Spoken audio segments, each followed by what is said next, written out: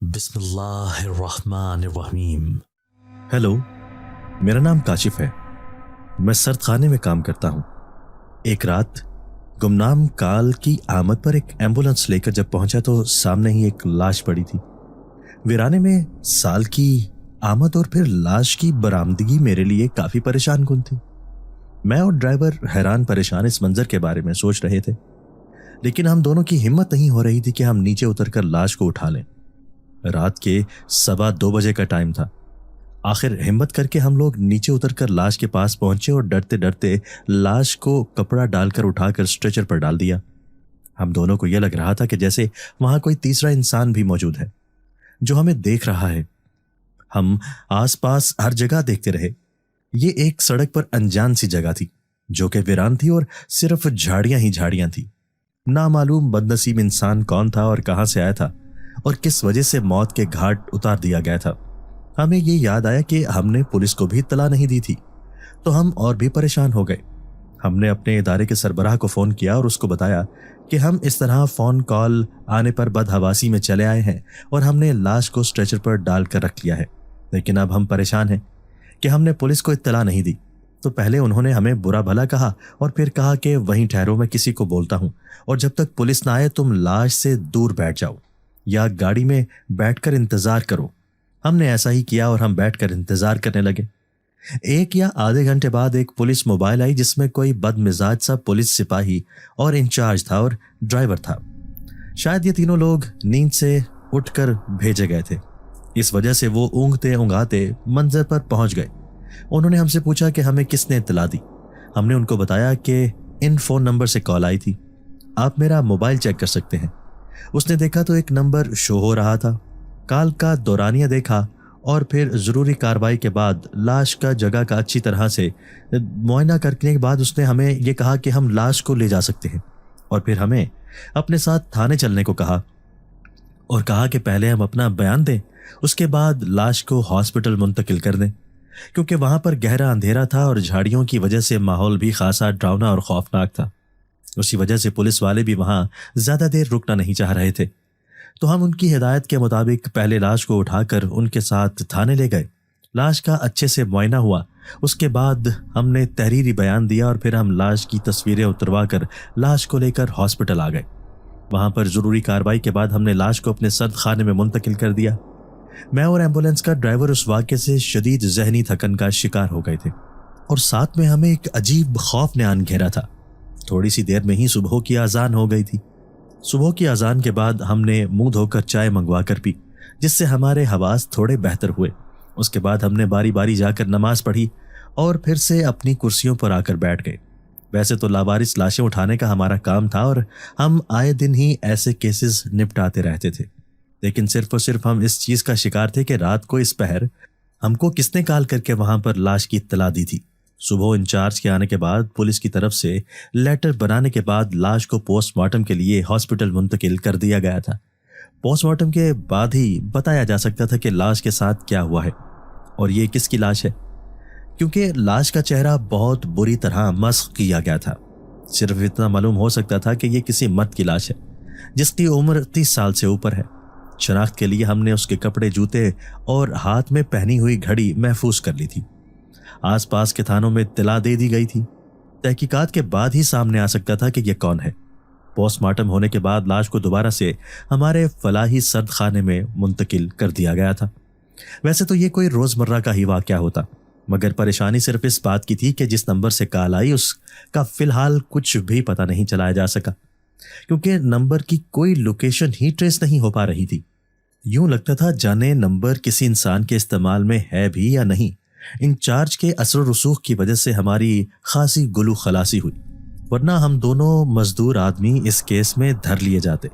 ہم دوسرے روزمرہ کے کام بھی کرتے رہے، کیونکہ ہمارا کام ہی اطلاع آنے پر زخمیوں اور لاش اٹھانے کا تھا۔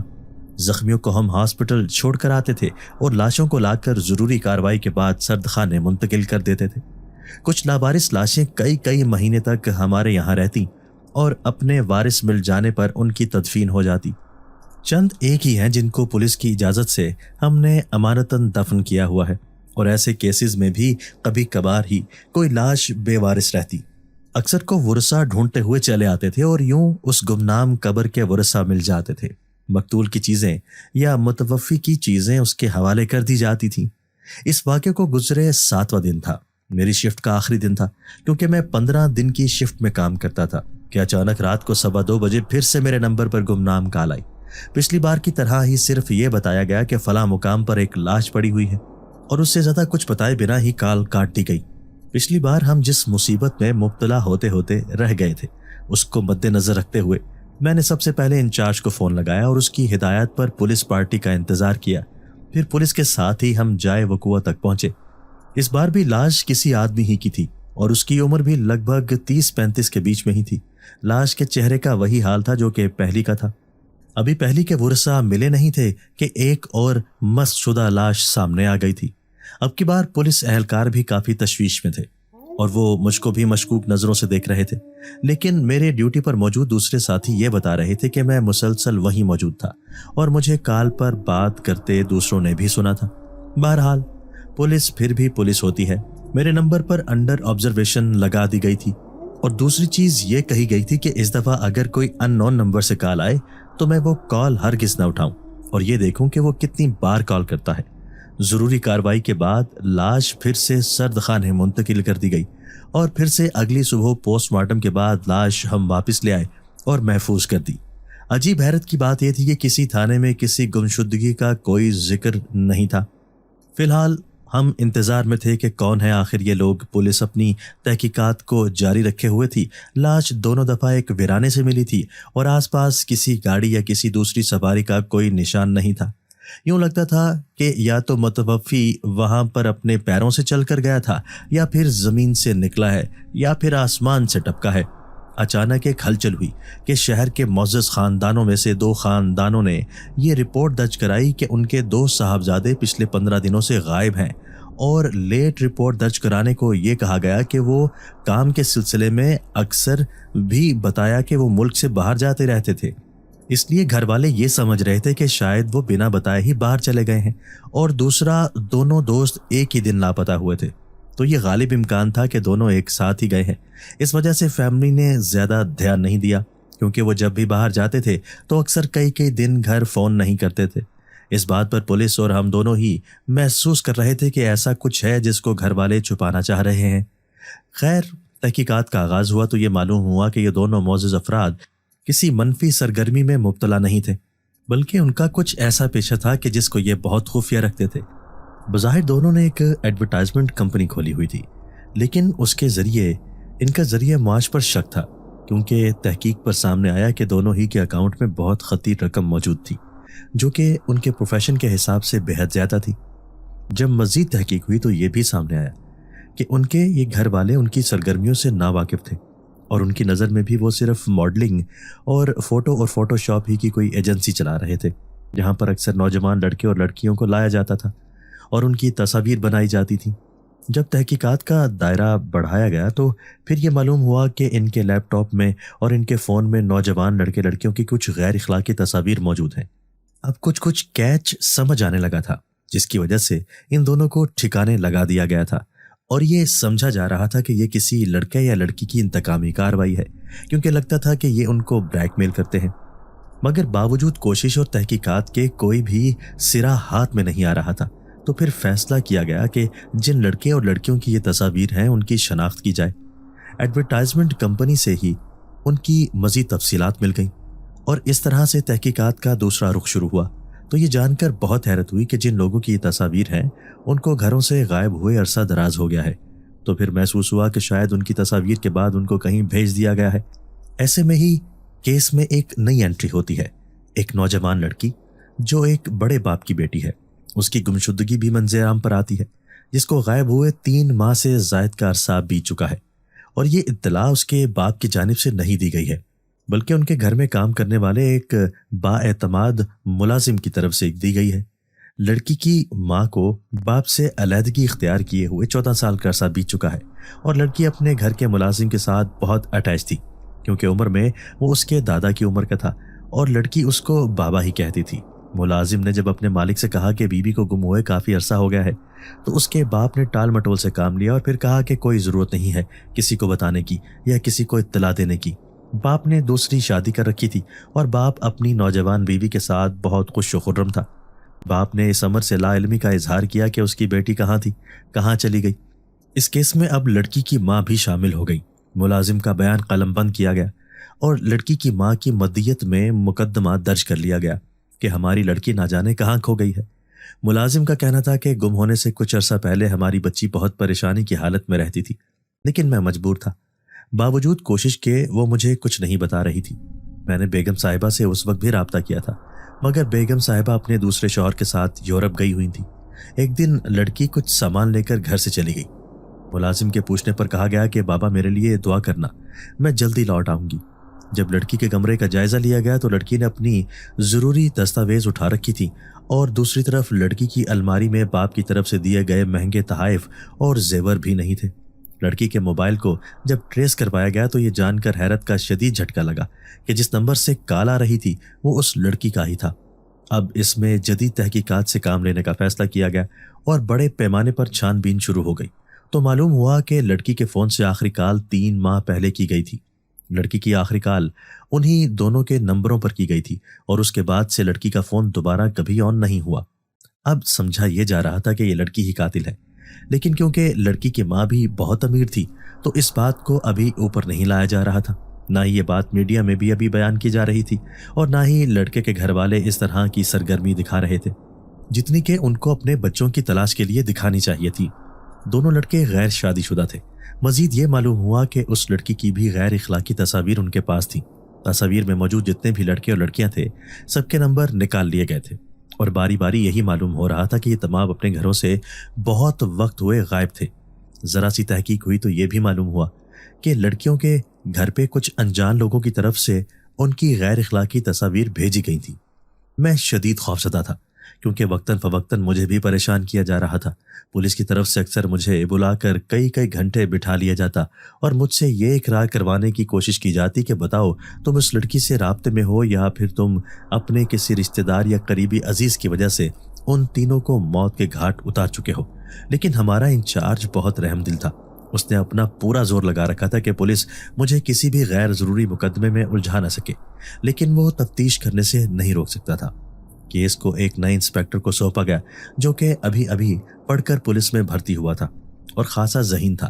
انسپیکٹر نے یہ تحقیق کرنی شروع کر دی کہ 3 ماہ پہلے کیا کسی لڑکی کی لاش کسی بھی ویرانی جگہ سے ملی ہے، اور ایسے میں بھی چونک پڑا کہ کیونکہ ٹھیک 3 مہینے سے کچھ دن پہلے مجھے ایک لڑکی کی لاش ہائی وے کے نزدیک جھاڑیوں سے ملی تھی جس کے ساتھ انتہائی غلط کر کے اس کو موت کے گھاٹ اتار دیا گیا تھا اور مارنے کے بعد اس کے چہرے کو بڑے پتھر سے کچلا گیا تھا، لیکن لڑکی کے پاس کپڑے تک نہیں تھے جس کی وجہ سے اس کی شناخت نہیں ہو سکی تھی، اور جس طرح کا کیس تھا اور لڑکی کا کوئی وارث سامنے نہ آیا تھا تو اس کی وجہ سے لڑکی کی تدفین کو بھی 1-1.5 ماہ سے اوپر ہو گیا تھا، کیونکہ ہم نے اس کو 1.5 ماہ تک سرد خانے میں رکھ رکھا تھا، لیکن کوئی وارث سامنے نہیں آ سکا تھا۔ لڑکی کے پوسٹ مارٹم کی رپورٹ کو جب دیکھا گیا تو لڑکی کی موت تشدد سے ہوئی تھی اور اس کے جیتے جی پتھروں سے کچلا گیا تھا۔ لڑکی کی عمر ٹھیک اتنی ہی تھی جتنی کہ گمشدہ لڑکی کی تھی۔ پوسٹ مارٹم میں چہرے کو تھوڑا ٹھیک کرنے کی کوشش کی گئی تھی اور لڑکی کا کچھ چہرہ صحیح کر کے اس کی تصویر لینے کی بھی کوشش کی گئی تھی، اور جسم پر موجود پیدائشی نشانوں کی بھی تفصیل درج تھی جس میں یہ بتایا گیا تھا کہ لڑکی کی گردن پر پیدائشی دھبا ہے۔ جب یہ تفصیل لڑکی کی ماں سے شیئر کی گئی تو لڑکی کی ماں زاروں قطار ہونے لگی اور کہا کہ میری بیٹی کی گردن پر پیدائشی نشان تھا۔ اب لگنے لگا تھا کہ شاید یہ لڑکی وہی ہے جس کا قتل کر دیا گیا۔ انسپیکٹر پوری جان فشانی سے اس کیس پر کام کر رہا تھا۔ آہستہ آہستہ یہ بات نوٹس میں آئی کہ تقریباً 10 سے 15 لڑکیوں کی لاشیں ان 3 مہینوں کے بعد بھی وقتاً فوقتاً ملتی رہیں، لیکن کسی کا دھیان اس وجہ سے اس طرف نہیں گیا کیونکہ لڑکیوں کا کوئی بھی وارث سامنے نہیں آ رہا تھا، اور یہ قیاس کیا جا رہا تھا کہ شاید یہ گھر سے بھاگی ہوئی لڑکیاں تھیں اور ان کے ساتھ کچھ غلط کر کے ان کو مار ڈالا گیا تھا۔ دوسری طرف کسی وارث کے نہ آنے کی وجہ سے کیس کو کچھ عرصے بعد کلوز کر دیا جا رہا تھا۔ جب ایسی 10 سے 12 لڑکیوں کے گھروں کی معلومات کی گئی تو پتہ لگا کہ لڑکیاں اپنے گھر سے اپنی قیمتی دستاویزات اور زیور لے کے نکلی تھیں، اور اس کے بعد گھر والوں نے غصے اور نفرت کی وجہ سے ان کے پیچھے جانا مناسب نہیں سمجھا ایک دو روز اپنے طور پر ان کو تلاش کیا اور پھر ہاتھ پر ہاتھ دھر کر بیٹھ گئے، کیونکہ ان کو لگتا تھا کہ ان کی لڑکی جان بوجھ کر غلط راستوں کی طرف نکلی ہے۔ اب یہ سیدھا ہوتا جا رہا تھا، لیکن یہ معلوم نہیں ہو رہا تھا کہ لڑکی کو کس نے قتل کیا اور ان دو لوگوں کو کس نے قتل کیا۔ میں نے خوف کے مارے اپنا فون استعمال کرنا بے حد کم کر دیا تھا، لیکن پولیس مجھے اس بات پر بھی مجبور کرتی تھی کہ میں نہ سم بند کر سکتا ہوں اور نہ فون کو بند کر سکتا ہوں۔ اب بس یہ انتظار کیا جا رہا تھا کہ کیا کسی مزید تلاش کی اطلاع میرے نمبر پر دی جائے گی، اور اگر ایسی کوئی کال آتی ہے تو میں انڈر آبزرویشن تھا اور میرے فون پر آنے والی کال کی لوکیشن کو سرچ کیا جائے گا، اور پھر انتظار زیادہ دیر قائم نہیں رہا۔ ایسے ہی ایک رات پھر سے میرے نمبر پر کال آنے لگی، میرے ہاتھ کانپنے لگے، میرے ساتھی پریشانی سے میرے ارد گرد کھڑے ہو گئے۔ میں نے کال نہیں اٹھائی اور میں نے آفس کے نمبر سے پولیس اسٹیشن کال کرنا شروع کر دی، اور اس انسپیکٹر کے ذاتی نمبر پر بھی کال ملائی جس نے مجھے یہ ہدایات دی کہ تم یہ کال اٹینڈ مت کرنا اور انتظار کرو کہ کیا یہ مسلسل کال کرے گا۔ اتنی دیر میں ہم یہ پتہ لگانے کی کوشش کرتے ہیں کہ اس نمبر کی لوکیشن اس وقت کیا ہے، اور ہم یہ جان کر بہت بڑا جھٹکا لگا کہ جب میں نے کال نہیں اٹھائی تو ایک ہی وقت میں اس نمبر سے ہم سب موجود ملازمین کے نمبر پر کال آنا شروع ہو گئی، اور سیم وقت میں ہی ہمارے ادارے کے نمبر پر بھی کال آنا شروع ہو گئے۔ اتنے کال آنا شروع ہو گئی کہ ہر طرف موبائل اور پی ٹی سی ایل کے فونوں کا شور ہو گیا۔ ہم سب بہت گھبرا گئے اور پولیس والا بھی گھبرا گیا، کیونکہ اس کی کال نہیں لگ رہی تھی اور سارے نمبر ایک ہی وقت میں بیزی تھے۔ یہ عمل کوئی 2 سے 3 گھنٹے تک جاری رہا۔ اب نہ ہمارا پولیس انسپیکٹر سے رابطہ ہو رہا تھا اور نہ ہم خوف کے مارے کال اٹھا رہے تھے۔ اچانک سے ہمارے ادارے کی تمام لائٹس جلنے بجھنے لگیں اور ہم کو سرد خانے میں سے ہنستے رونے کی آوازیں آنے لگیں۔ ہمارے انچارج بھی پولیس انسپیکٹر کی کال کی وجہ سے دوڑے چلے آئے، اور جب انہوں نے یہ معاملات دیکھے تو اپنے تمام ملازمین کو لے کر سرد خانے سے نکل آئے۔ صرف گارڈ کو دروازے پر رہنے دیا، لیکن وہ بھی بہت حواس باختہ تھا۔ ہم سب کچھ فاصلے پر رک گئے اور انچارج گاڑی لے کر فوراً تھانے کی طرف بھاگے۔ ہم گارڈ کو بھی دور سے ہی دیکھ رہے تھے۔ اس کی حالت بہت خراب ہوتی جا رہی تھی اور وہ بہت خوفزدہ تھا، کیونکہ بہت زیادہ شور ہو چکا تھا۔ انسپیکٹر انچارج کے ساتھ فوری ہمارے سرد خانے چلے آئے اور آگے کا منظر دیکھ کر وہ بھی بہت پریشان تھے۔ ہم تمام ملازمین اپنے فون سرد خانے میں چھوڑ آئے تھے، اور ان کی گھنٹیوں کا شور حیرت انگیز طور پر سرد خانے سے باہر تک آ رہا تھا، اور اب یوں لگ رہا تھا جیسے ہمارے آفس سے فون اٹھ کر خود ہی سرد خانے میں چلے گئے ہیں، اور یہ آواز اب سرد خانے کی طرف سے محسوس ہو رہی تھی۔ جتنی فون کی گھنٹیاں بج رہی تھیں اتنی ہی آوازوں کی شدت تھی۔ یوں لگ رہا تھا جیسے بہت سارے لوگ مل کر ہنس اور رو رہے ہیں۔ ایک ہی وقت میں ذرا ہی دیر گزری تھی کہ پولیس انسپیکٹر کے اپنے نمبر پر بھی اسی نمبر سے کال آنا شروع ہو گئی۔ پولیس انسپیکٹر نے ڈرتے ڈرتے وہ کال اٹھا لی تو دوسری طرف سے ایک لڑکی بول رہی تھی۔ اس نے کہا کہ تم سب ڈر گئے ہو، میں تم لوگوں کو ڈرانا نہیں چاہتی، میری تم لوگوں سے کوئی جانی دشمنی نہیں ہے، لیکن تم سب کو میری بات سمجھ کیوں نہیں آ رہی؟ جب میں تمہیں کہہ رہی ہوں کہ وہاں جاؤ اور لاش اٹھا لو تو تم کس چیز کی تلاش میں ہو؟ تم کس چیز کا انتظار کر رہے ہو؟ تم سب مجھے مل کر بھی نہیں ڈھونڈ سکتے۔ میں جیتے جی تو تم لوگوں سے انصاف نہیں لے سکی، لیکن میں اپنے مجرموں کو خود سزا دے رہی ہوں، تو تم لوگوں کو کیا مسئلہ ہے؟ انسپیکٹر نے ہمت کرتے ہوئے کہا کہ آپ کون ہیں؟ کہاں سے بات کر رہی ہیں؟ آپ کی مدد کے لیے فوری آتا ہوں۔ تو لڑکی پاگلوں کی طرح ہنسنے لگی اور کہنے لگی، میں تمہاری مدد سے آزاد ہو چکی ہوں، مجھے اب کسی کی مدد نہیں چاہیے۔ جب تک میرا ایک بھی مجرم زندہ ہے میں اسی طرح ہر رات کو تم پر کال کرتی رہوں گی۔ پہلے میں کچھ وقفے کا انتظار کرتی تھی، لیکن اب ہر روز ایک مجرم مرے گا اور تم کو اس کی لاش اٹھانے آنا پڑے گا۔ پولیس انسپیکٹر کہنے لگا، آپ مجھے صرف یہ بتا دیں کہ آپ اس وقت کہاں ہیں، میں آپ سے مل کر بات کرنا چاہتا ہوں۔ اس پر لڑکی خاموش ہو گئی اور فون بند ہو گیا۔ بار بار کال کرنے پر بھی فون نہیں کھل رہا تھا اور فون آگے سے پاور آف آ رہا تھا۔ اب اس کے سوا کوئی چارہ نہیں تھا کہ اب انسپیکٹر کو لے کر اس لڑکی کی بتائی ہوئی لوکیشن پر جاتے اور لاش کو اٹھا کے لے آتے۔ انسپیکٹر کے خوف پر بھی اب کافی قابو پا چکا تھا، تو وہ ہمارے ساتھ چل پڑا، اور اس بار ہمارے ساتھ ہمارا انچارج بھی تھا، پولیس بھی تھی اور 1-2 ملازم اور بھی تھے جو کہ ساری صورتحال کو سمجھنا چاہ رہے تھے۔ ذرا سی دیر میں اذان کی آواز گونج اٹھی۔ یہ فجر کی اذان ہو رہی تھی۔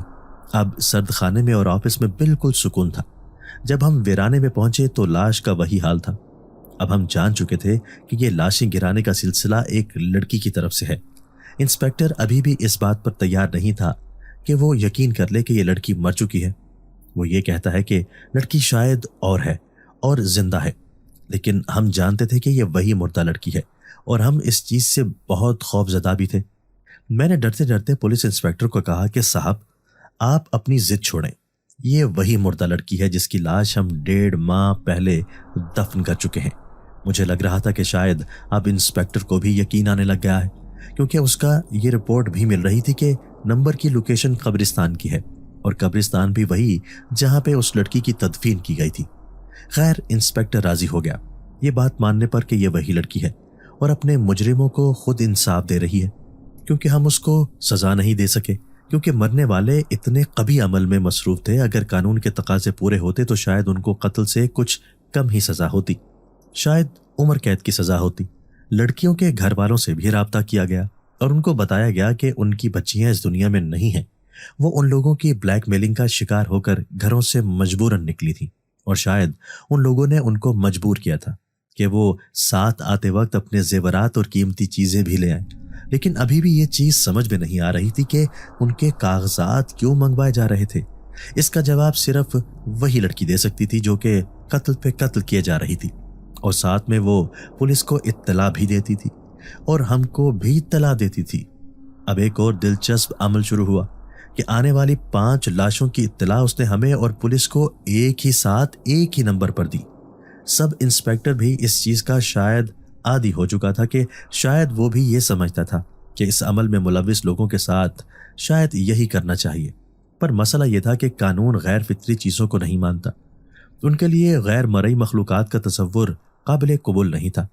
وہ ابھی بھی کوئی سرا ڈھونڈ رہے تھے، شاید کہ کوئی انسان اس سب میں ملوث ہو اور اتنے بڑے کیس کا کوئی سراغ مل جائے۔ ایسے میں مجھ کو خیال آیا کہ شاہ بابا جو کہ میرے محلے میں رہتے تھے نہایت نیک بزرگ تھے، اور اس کے علاوہ وہ شام کے وقت سائلین کی مدد کیا کرتے تھے۔ جس کو کوئی شکایت ہوتی وہ بابا کا در کھٹکھٹاتا تھا اور بابا کوئی پیسہ لیے بغیر اس کی مدد کیا کرتے تھے۔ میں اسی شام بابا کے پاس جا پہنچا اور ان کو بتایا کہ ہمارے ادارے میں یہ سلسلہ شروع ہے۔ بابا نے کہا کہ یہ لڑکی اپنی جگہ پر بالکل صحیح کر رہی ہے، لیکن انسانی معاشرہ ہے، جو لوگ مر رہے ہیں پیچھے ان کے خاندان بھی شدید اذیت میں آ رہے ہیں اور ان کی بیوی بچے بھی شدید تکلیف میں ہیں۔ میں کوشش کروں گا کہ میں اس لڑکی کو راضی کر سکوں، لیکن یہ لڑکی شاید اسی چیز پر راضی ہو کہ اگر وہ ان کو قتل نہ کرے تو ان کو قانون کے مطابق سخت سے سخت سزا دلوائے۔ میں بات کرنے کی کوشش کروں گا۔ بابا نے کہا کہ مجھے لڑکی کی قبر پر لے چلو، لیکن چونکہ پولیس کیس تھا اس لیے بابا کو لے جانے سے پہلے انسپیکٹر سے بات کرنا چاہ رہا تھا، اور میں نے انسپیکٹر کو اس چیز پر راضی کیا۔ انسپیکٹر فوراً اس بات پر راضی ہو گیا، جس سے مجھے اچھی خاصی حیرت ہوئی۔ شاید وہ بھی لاشیں اٹھا اٹھا کر تھک گیا تھا، یا شاید وہ بھی نیند میں لاشوں کی اطلاع لے لے کر پریشان ہو گیا تھا، کیونکہ لڑکی ہمیشہ رات کو ہی فون کرتی تھی اور اصرار کرتی تھی کہ ابھی جا کر اس لاش کو اٹھا لیا جائے۔ ٹوٹل 10 لاشیں ہم اٹھا چکے تھے۔ ہم نہیں جانتے تھے کہ مزید بھی یہ سلسلہ چلنے والا ہے یا رک جائے گا۔ شاہ بابا، انسپیکٹر اور 1-2 پولیس والا اور انسپیکٹر کا سینئرز اس موقع پر موجود تھے۔ شاہ بابا کو میں لے کر قبرستان میں اس لڑکی کی قبر پر گیا تو شاہ بابا نے کہا کہ فون کر کے اس کی ماں کو بھی بلوایا جا سکتا ہے تو یہ اپنی ماں سے بات کر کے راضی ہو جائے۔ انسپیکٹر نے فون کر کے اس کی ماں کو بلا لیا۔ ماں روتی پیٹتی آ پہنچی۔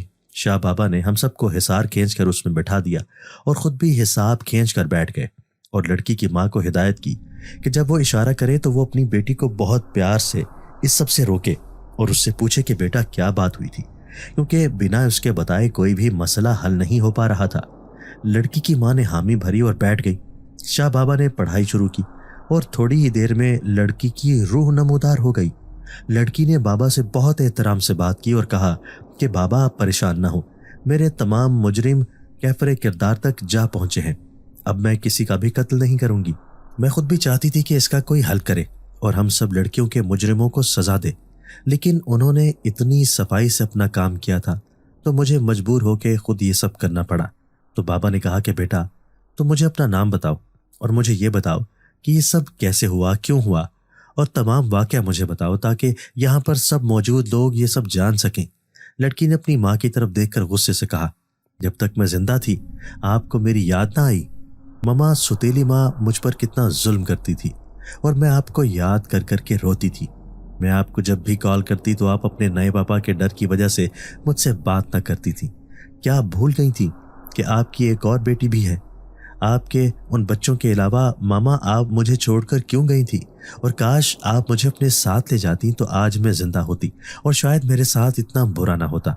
लड़की ने कहा कि शाह बाबा, मेरा नाम तानिया है, मैं 22 साल की थी। घर में सौतेली माँ के रवैये से तंग आकर मैंने फ़ोन कॉल पर एक अजनबी इंसान से दोस्ती कर ली जो मुझे फेसबुक के एक ग्रुप पे मिला था, और उसने मैसेजेस पर मुझसे बात करके अपनी मीठी मीठी बातों से ये साबित किया कि वो मेरी बहुत इज्जत करता है। और उसका कहना था कि अगर मुझे उसकी दोस्ती पर यकीन है तो मैं उससे फ़ोन पर बातें करूं।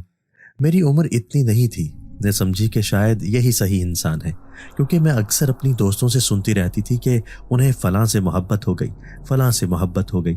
लेकिन मेरे घर में माहौल बहुत सख्त था। मेरी सौतेली माँ मुझे कमरे से भी निकलने नहीं देती थी, और इसके अलावा मेरे पापा भी मुझ पर तवज्जो नहीं देते थे। सिर्फ मुझको कॉलेज जाने की आज़ादी थी। कॉलेज में जाकर ही मुझको लगता था कि शायद मैं जिंदा हूँ। मैं वक्फे से अपनी मामा को कॉल करती तो मामा मेरी कॉल तो उठाती नहीं थी, और अगर उठा लेती तो डर के मुझसे कहती कि बेटा मुझे कॉल मत किया करो, तुम्हारे नए पापा नाराज़ होते हैं और तुम्हारे बहन भाइयों को भी अच्छा नहीं लगता। मैं इन सारी बातों से बहुत दुखी थी। जैसे ही उसने मेरा नंबर लिया तो मैं उससे घंटों फ़ोन पर बात करने लग गई। मुझको ये भी गनीमत लगता था, क्योंकि मैं अक्सर अपने कमरे में अकेली रोती रहती थी। अब जब से मेरी दोस्ती उस इंसान से हुई थी तो मुझे लगता था कि इस दुनिया में अभी भी कोई मेहरबान इंसान मौजूद है। वो अपनी बातों से ये साबित करता था कि उससे अच्छा कोई नहीं। उसका नाम हाशिर था। उसने मुझे अपनी बातों से इतना मुतासिर किया कि उसने मुझको राज़ी कर लिया कि वो मुझसे मिले। वो ये बात साबित करता था कि अगर मैं कहूँ तो वो मुझे मिलने मेरे घर भी आ जाए। और वो कहता था कि ना तुम्हें तुम्हारी मम्मा से डरता हूँ और ना मैं तुम्हारे पापा से डरता हूँ, और मैं आकर तुम्हारे पापा से तुम्हारा रिश्ता मांगना चाहता हूँ। इस बात से मेरा उस पर एतमाद बढ़ता चला जा रहा था। लेकिन मैं परेशान थी कि पापा से बात कैसे करें, क्योंकि पापा तो मेरा सोचते ही नहीं है, और पापा या छोटी मामा मुझको कभी प्यार नहीं करते। तो वो ये कैसे बर्दाश्त कर लेंगे कि मेरा किसी से अफेयर है। और शायद नई मामा इस बात पर बाबा को भड़का के मेरा कॉलेज जाना भी बंद करवा दें। यही सोचकर मैंने उसको कहा कि मैं तुम्हें अपने घर नहीं बुला सकती। वो असरार करता रहा कि वो अपने माँ बाप के साथ आकर मेरा रिश्ता मांगना चाहता है। मैं अंधी हो चुकी थी। खैर, हम बाहर मिलते रहे। मैं कॉलेज से उसके साथ चली जाती और मुझे घुमाकर फिर छुट्टी से थोड़ी देर पहले घर के करीब उतार कर चला जाता। ऐसे ही एक दिन उसने मुझे कहा कि वो मुझे अपनी मामा से मिलवाना चाहता है, और मैं डरते डरते उसके साथ उसके घर चली गई। उसका घर थोड़ा हटकर बना हुआ था। मुझे जब भी कुछ एहसास नहीं हुआ, मुझको यही लगा कि शायद पुरसकून माहौल में रहने के लिए ये शहर से दूर रहते हों। जैसे ही मैं घर में दाखिल हुई, मैंने देखा कि जगह जगह पर कैमरे लगे हुए हैं, और मुझे वो घर के बजाय कोई ऑफिस लग रहा था। मैंने कहा कि ये हम कहाँ आ गए? तो हाशिर ने कहा कि मैं यहाँ पर काम भी करता हूँ, इस वजह से तुम परेशान मत हो। मैंने अपना ऑफिस भी इसी घर में बनाया हुआ है। मैंने आज तक उससे नहीं पूछा था कि वो काम क्या करता है, क्योंकि वो बहुत अच्छी तरह बात करता था और मेरा ध्यान कभी भी इस तरफ नहीं जाता था। वो मुझसे बस मेरी ही बातें करता रहता था या फिर प्यार मोहब्बत की बातें करता था। फिर वो मुझको लेकर बंगले के अंदर गया। उस हिस्से में वाकई रिहाइश का हिस्सा अलग था। तो मैं बैठ गई। थोड़ी ही देर में एक ज्यादा उम्र की औरत आई जिसको वो मामा कहकर मिला, और उसको कहा कि ये तानिया है, इनसे मिले। वो औरत मुझसे बड़ी गर्मजोशी से मिली और उसने मुझे गले लगाकर मेरा माथा चूम लिया और कहने लगी, मेरे बेटे की पसंद बहुत लाजवाब है। मैं ऐसी बातें सुनकर शर्मा गई। उसने मुझसे पूछा कि बेटा, तुमने अपनी अम्मी अब्बू से कोई बात की है हमारे रिश्ते के बारे में? तुम्हारे घर रिश्ता लेकर आना चाहती हूँ। तो मैंने उनको डरते डरते कहा कि आंटी, मैं बात नहीं कर सकती। मेरे बाबा ने दूसरी शादी की हुई है और दूसरी मामा मुझको पसंद नहीं करती हैं, तो वो मुझ पर बहुत सख्ती करती हैं। तो आंटी ने पूछा, क्या तुम उनको बिना बताए इस घर में आई हो? तो मैंने कहा, जी आंटी। आंटी ने कहा कि तुमको बहुत जल्द अपनी बहू बनाऊंगी, क्या तुम मेरे बेटे की बीवी बनना पसंद करोगी? मैं कुछ न बोल पाई और मैंने गर्दन नीचे कर ली। उस पर हाशिर कहका लगाकर हंसने लगा और कहने लगा, मामा आपकी बहू शर्मा गई है। ऐसे ही बातें करते रहे तो थोड़ी ही देर में मुलाजमा खाने की ट्रे लेकर आ गई, जिसमें तरह तरह के निम्को, बिस्किट, केक, मिठाई और फिर चाय रखी हुई थी। आंटी ने कहा, मेरी बहू पहली बार मेरे घर आई है तो इसको चाय बना कर दो। मेरे लाख मना करने पर भी आंटी ने मुझे खुद चाय बना कर दी। میں نہیں جانتی اس چائے کی پیالی میں کچھ تھا یا پھر کوئی اور بات تھی۔ جیسے ہی میں نے تھوڑا بہت کھا کر چائے پی تو میرا سر بھاری ہونے لگ گیا۔ آخر میں مجھے یہ یاد ہے کہ آنٹی نے کہا بیٹا تم تھک گئی ہو، تھوڑی دیر آرام کرو، حاشر جاؤ بہو کو اس کے کمرے میں لے جاؤ۔ مجھ کو نہیں معلوم تھا کہ میرے ساتھ کیا ہونے جا رہا ہے۔ میں ان لوگوں پر اندھا اعتبار کر رہی تھی۔ اس کے بعد مجھے کچھ یاد نہیں تھا کہ کیا ہوا۔ اگلی صبح جب میں اٹھی تو میں نے دیکھا کہ میری حالت کچھ ٹھیک نہیں تھی۔ میں اس بات پر پریشان تھی اور پھر میں نے اپنے ذہن پر زور دے کر سوچا کہ کیا بات ہوئی تھی، لیکن اتنی ہی دیر میں باہر سے دروازہ بجا اور حاشر کی ماما کل سے مختلف حلیہ میں چلی آئیں۔ یوں لگ رہا تھا جیسے وہ کسی آفس سے آئی ہے، کیونکہ اس نے پینٹ کوٹ پہنا ہوا تھا اور اس کے چہرے پہ بہت گہرا میک اپ تھا۔ وہ کل والی آنٹی سے بالکل الگ آنٹی لگ رہی تھی۔ آنٹی نے مسکرا کر کہا کہ اٹھ گئی میری بیٹی؟ تو میرا دھیان بھی میری حالت سے ہٹا اور میں نے کہا جی آنٹی، کیا میں رات بھر سوتی رہی ہوں؟ آنٹی نے کہا بیٹا تم رات بھر نہیں سوئی، تم پچھلے ایک ہفتے سے سو رہی ہو۔ یہ بات سن کر مجھے شدید حیرت کا جھٹکا لگا اور میں تقریباً چیخ اٹھی۔ کیا کہہ رہی ہیں آپ؟ آنٹی، اب کی بار آنٹی کچھ عجیب ہی طرح سے ہنسی۔ کچھ نہیں میری بچی، اٹھ کر منہ ہاتھ دھو لو اور چینج کر لو، نیچے کچھ مہمان آئے ہیں، ان سے بھی ملنا ہے اور پھر ہم کھانا کھانے باہر چلیں گے۔ میرے دل میں پہلی بات تھوڑا سا خوف تھا، لیکن میں تھوڑی ہمت کر کے اٹھی اور جا کر چینج کر کے آ گئی۔ حیرت کی بات تھی کہ وارڈ روم میں میرے سائز کے کپڑے اور سامان بھی موجود تھا، اور یوں لگتا تھا جیسے اس کمرے میں رہنے والی لڑکی بہت میک اپ کا شوق رکھتی تھی۔ میں ان تمام باتوں کو سوچتے ہوئے ہلکا پھلکا تیار ہونے لگی۔ میں زیادہ یہ سوچ کر پریشان ہو رہی تھی کہ میں ایک ہفتے سے گھر پر نہیں ہوں تو کیا ماما بابا میرے بارے میں کیا سوچ رہے ہوں گے، اور کیا بابا نے مجھے ڈھونڈا نہیں ہوگا۔ مگر گھر کے ماحول کی وجہ سے مجھے زیادہ پریشانی نہیں ہوئی، میں کچھ اور ہی سوچ رہی تھی۔ میں دل میں سوچنے لگی جن کو میرے وہاں رہنے سے کوئی فرق نہیں پڑتا تو کیا میرے وہاں نہ رہنے سے فرق پڑے گا؟ اور یہ میری زندگی ہے، اب اس زندگی کو میں اپنے انداز سے جیوں گی۔ میں تیار ہو کر باہر آ گئی۔ میں حیرت سے ہر طرف دیکھ رہی تھی، کیونکہ اتنی زیادہ آسائش اور اتنی زیادہ قیمتی چیزیں میں نے پہلی بار دیکھی تھی۔ میں ڈھونڈ ڈھانڈ کر ایک ڈرائنگ روم میں چلی آئی، جہاں پر آنٹی بیٹھی تھی اور اس کے ساتھ کچھ انگریز بیٹھے ہوئے تھے۔ انہوں نے میرے ساتھ بہت اچھے سے ہیلو ہائی کی اور میں بھی ان کے ساتھ رسمی سا بول بال کر آنٹی کے برابر میں جا بیٹھی۔ آنٹی نے ان کو کہا کہ یہ میری بیٹی ہے، آپ اس سے ملیں۔ تو وہ مجھے بہت دلچسپی سے دیکھنے لگے۔ تھوڑی دیر میں حاشر بھی آ گیا۔ وہ مسکراتا ہوا آیا، ان سب سے ملا اور پھر میرے برابر میں آ بیٹھا۔ میں اس ماحول کو دیکھ کر حیران بھی تھی اور میرے ذہن میں کوئی ایسا شک بھی نہیں تھا، کیونکہ میں اپنے گھر کے ماحول سے باغی ہو کر اپنا گھر چھوڑنے کا ارادہ بنا چکی تھی۔ ہم کھانا کھانے باہر آ گئے۔ کھانا کھا کر وہ لوگ وہیں سے چلے گئے۔ میں، حاشر اور اس کی ماں گھر واپس آ گئے۔ حاشر نے گھر آ کر اپنی ماں سے کچھ کہا اور اس کی ماں ہاتھ ملا کر چلی گئی۔ تھوڑی دیر کے بعد اس کی ماں نے فون کر کے کچھ مہمانوں کو بلا لیا۔ میں دیکھنے لگی تو وہاں پر ایک مولوی ٹائپ کا بندہ تھا جس کے ہاتھ میں رجسٹر تھا، اور 2 سے 4 لوگ اور تھے۔ حاشر کی ماں مجھے لے کر کمرے میں آ گئی اور ایک خوبصورت جوڑا دے کر کہنے لگی بیٹی تم تیار ہو جاؤ، تھوڑی سی دیر میں حاشر کا اور تمہارا نکاح ہے۔ میں نے کہا آنٹی یہ سب کیا ہے؟ اور میرے بابا تو؟ آنٹی نے کہا بیٹا جب تم بے ہوش تھیں تو ہم نے ان لوگوں سے رابطہ کیا اور تم کو کوئی خطرناک بیماری ہے جس کی وجہ سے اچانک سے تمہاری طبیعت خراب ہوئی۔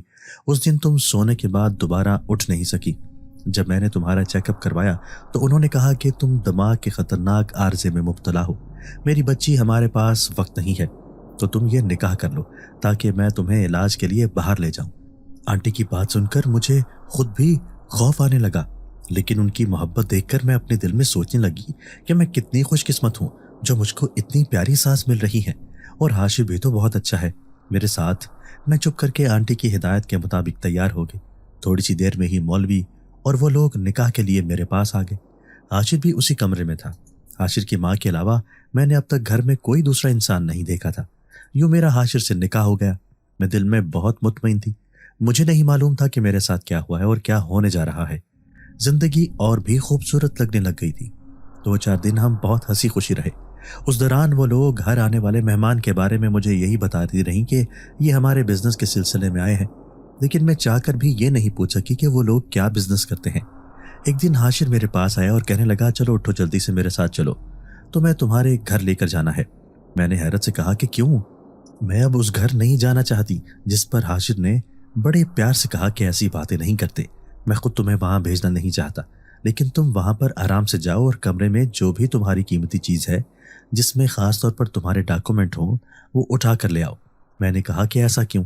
تو حاجر کہنے لگا کہ میری جان، ہم تم کو علاج کے لیے باہر کے ملک لے جائیں گے اور اس کے لیے تمہارے پاس کاغذات کا ہونا بہت ضروری ہے، جس پر میں اور بھی مطمئن ہو گئی اور میں تھوڑی دیر بعد حاجر کے ساتھ اپنے گھر کو آ گئی۔ لیکن یہاں پہنچ کر مجھے شدید حیرت ہوئی، کیونکہ گھر پر صرف میری ماما تھی، میرے بابا نہیں تھے۔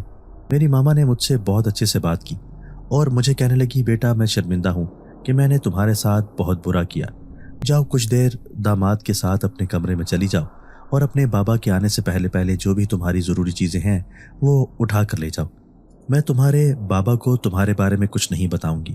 یہ باتیں سن کر مجھے حیرت بھی ہوئی اور میں خاموشی سے حاجر کے ساتھ اپنے کمرے میں آ گئی۔ وہاں آ کر میں نے جلدی جلدی جو قیمتی چیزیں تھیں وہ لیں اور اپنے سارے کاغذات دیے۔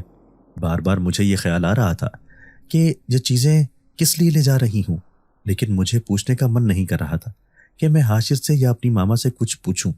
میں اپنا سارا سامان لے کر باہر آ گئی۔ اتنے میں نے دیکھا کہ رحمت بابا، جو امی کے جانے کے بعد سب سے زیادہ میرے قریب تھے اور جو مجھ کو میرے ماں باپ سے زیادہ پیارے تھے، وہ مجھے دیکھ کر دوڑے چلے آئے اور کہنے لگے، میری بیٹی تم کہاں چلی گئی تھی؟ میں بہت پریشان تھا۔ میں رحمت بابا سے کہنے لگی کہ بابا، میں نے شادی کر لی ہے اور میں اپنے کاغذات دینے آئی ہوں۔ مجھے دیکھنے لگے، بیٹا یہ تم نے کیا کیا؟ تمہیں پتا ہے کہ تمہارے بابا تمہارے لیے کتنے پریشان ہیں؟ تو میں نے کہا کہ اگر بابا میرے لیے پریشان ہوتے تو وہ ساری عمر میرے ساتھ ایسا سلوک نہیں کرتے، اس لیے مجھے بھی اب بابا کی کوئی پرواہ نہیں ہے۔ رحمت بابا مجھ کو روکتے رہے، وہ کہہ رہے تھے کہ صاحب جی کو آنے دو بیٹا، ان سے مل لو اور گھر سے ایسے نہیں جاتے۔ اگر تم نے شادی بھی کر لی ہے تو میں صاحب سے بات کروں گا تمہارے لیے اور تم ایک طریقے سے گھر سے جانا۔ میں نے بابا کی بات نہیں سنی اور میں کچھ خیال آنے پر رو پڑی۔ میں نے کہا کہ جس باپ نے مجھے اندھیرے کمرے میں رونے کے لیے ہمیشہ اکیلا چھوڑا، وہ مجھے اس گھر سے کیا رخصت کرے گا؟ لو میں آج خود اپنے ہاتھوں سے ہی رخصت ہو رہی ہوں۔ بابا میرا دل جب کرے گا میں آپ کو ملنے کے لیے بلا لیا کروں گی، آپ پریشان مت ہوں، آپ کی بیٹی اب بہت خوش ہے۔ اور اس طرح میں روتے ہوئے اپنے گھر سے چلی آئی۔ میرے ہاتھ میں میرا سامان کا بیگ تھا۔ آخری بار بابا نے دیکھا تو حاشر میرے ساتھ بیٹھے مسکرا رہے تھے اور بابا کو دیکھ کر میں نے ہاتھ ہلا دیا اور میں حاشر کے ساتھ واپس اپنے گھر آ گئی۔ 2 سے 3 دن میرے کاغذات بنوا لیے گئے بیرون ملک روانگی کے لیے اور مجھے بتایا گیا کہ بیٹا تمہارے دماغ کے آپریشن کے لیے تمہیں لے جا رہے ہیں، تمہیں ایک سیریس مسئلہ ہے۔ شکر ہے گھر کے ڈاکٹر نے ہمیں وقت پر بتا دیا، ہم اپنی بیٹی کا علاج کروا کے اس کو بہت جلد ٹھیک کر کے گھر لے آئیں گے، ایسا مجھے حاشر کی ماں نے بولا اور میں ہنسی خوشی جانے کے لیے تیار ہو گئی۔ مجھ کو ذرا بھی ڈر نہیں لگ رہا تھا، مجھے لگ رہا تھا کہ میں بالکل ٹھیک ہو کر واپس آ جاؤں گی۔ میرے کاغذات میں بھی یہی لکھوایا گیا تھا کہ میں کسی شدید بیماری میں مبتلا ہوں اور آپریشن کے لیے باہر جا رہی ہوں۔ وہ لوگ مجھے باہر لے گئے اور دماغ کے آپریشن کے نام پر مجھ کو ایڈمٹ کروا دیا۔ مجھے نہیں معلوم میرے ساتھ کیا ہوا کیا نہیں، لیکن مجھے بس یہ یاد ہے کہ جب مجھے ہوش آیا تو مجھے نظر نہیں آ رہا تھا، میں چیخ اور چلا رہی تھی۔ لیکن حاشر کی ماں نے کہا کہ بیٹا کچھ دن لگیں گے، تم بالکل ٹھیک ہو جاؤ گی، آپریشن کی وجہ سے کچھ دن کے لیے تمہاری نظر چلی گئی ہے۔ میں اتنی بڑی بیوقوف تھی کہ میں نے ان کی اس بات پر بھی یقین کر لیا۔ کچھ ہی روز میں وہ مجھے لے کر پاکستان آ گئے۔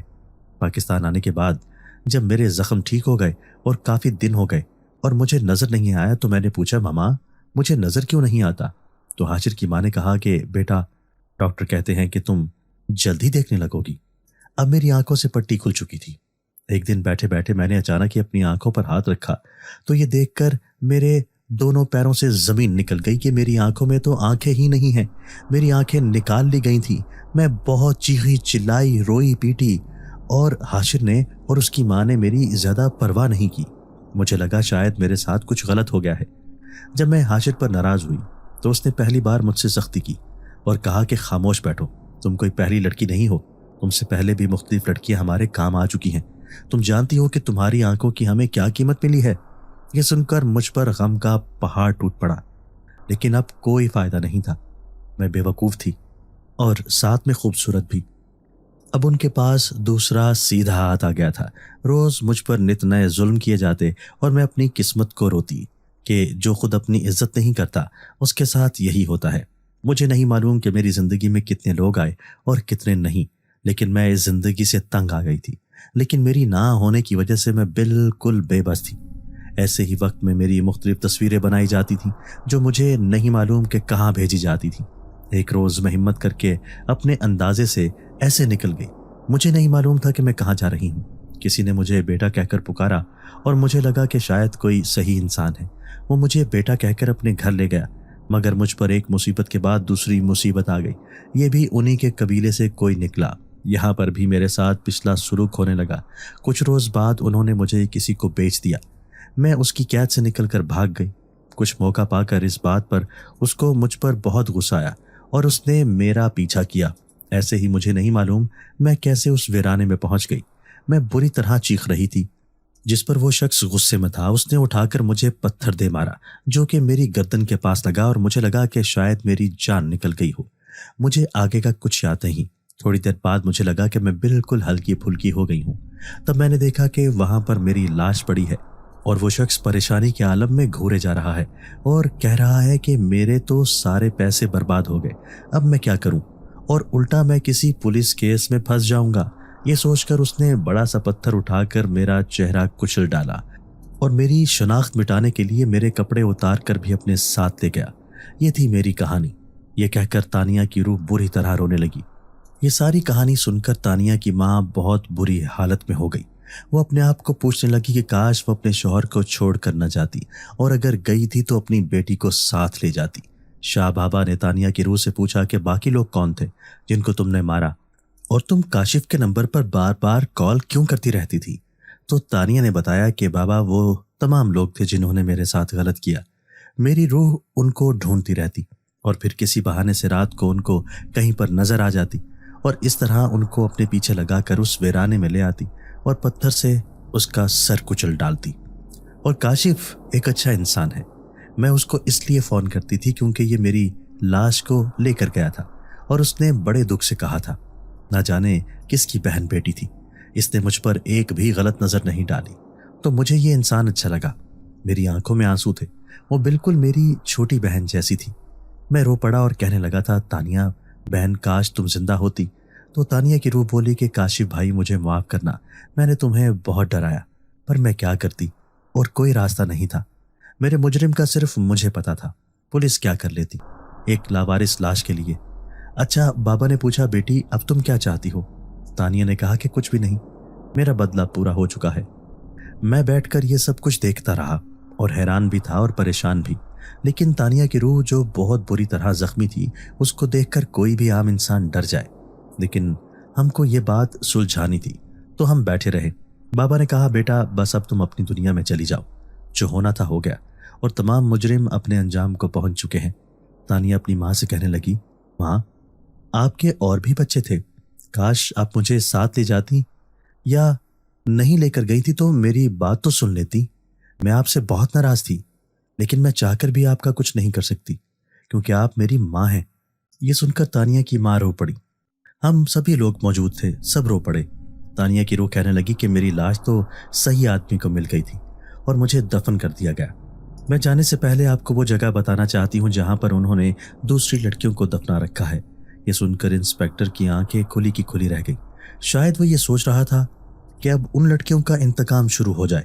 انسپیکٹر کی طرف دیکھ کر تانیہ ہنسنے لگی اور کہنے لگی، انسپیکٹر صاحب آپ بہت پریشان ہیں، جاگ جاگ کر اب آپ پریشان نہیں ہوں گے، کیونکہ ان تمام لڑکیوں کا مجرم حاشر، اس کی ماں اور باقی کے 8 سے 10 افراد جو کہ وہاں پر فوٹوگرافر بھی تھے اور باقی تصویریں بنا کر باہر کے ممالک بھیجتے تھے، اور کچھ لوگ انسانی جان میں سے ان کے اعضاء نکالنے کے کام میں ملوث تھے۔